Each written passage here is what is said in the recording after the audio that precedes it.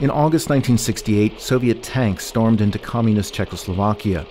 The Soviet government assured its citizens the troops were there to provide friendly assistance.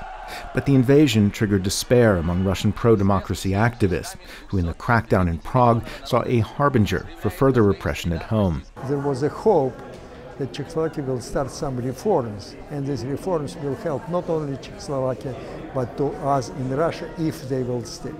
Pavel Litvinov, then a 28-year-old physicist, was one of 8 Russians who secretly headed to Moscow's Red Square to express support for their Czech and Slovak comrades. As the Kremlin clocks chimed noon, they unfurled a banner that read simply, "For your freedom and ours." The demonstration lasted just minutes before they were beaten and detained by police. There was no question. I expected 7 years of labor camp, like many of my friends, for so-called anti-Soviet agitation and propaganda. Litvinov was sentenced to 5 years hard labor in a Siberian mining camp. He later immigrated to the United States.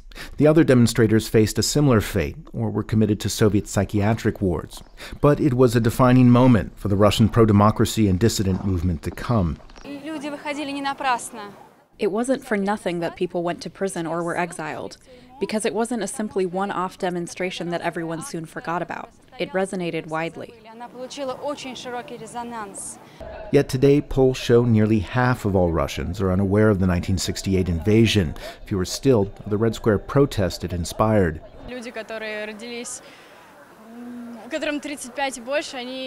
People 35 and under don't really know about these events, but it mattered internationally. From that moment on, the Soviet Union started to disappear and people started to become freer. The Soviet Union is long gone, but state pressure against opposition figures and government critics in Russia are hardly a thing of the past. In the Kremlin's proxy war in Ukraine and rollback on political freedoms, family members of the Red Square demonstrators see parallels with 1968. If then it was a story about how Czechoslovakia had freedoms and lost it under the tanks, today it's a story about how Russians gained freedom and then lost it, or are losing it. And again, there are tanks, only not on Red Square. They're now in Ukraine and in Crimea.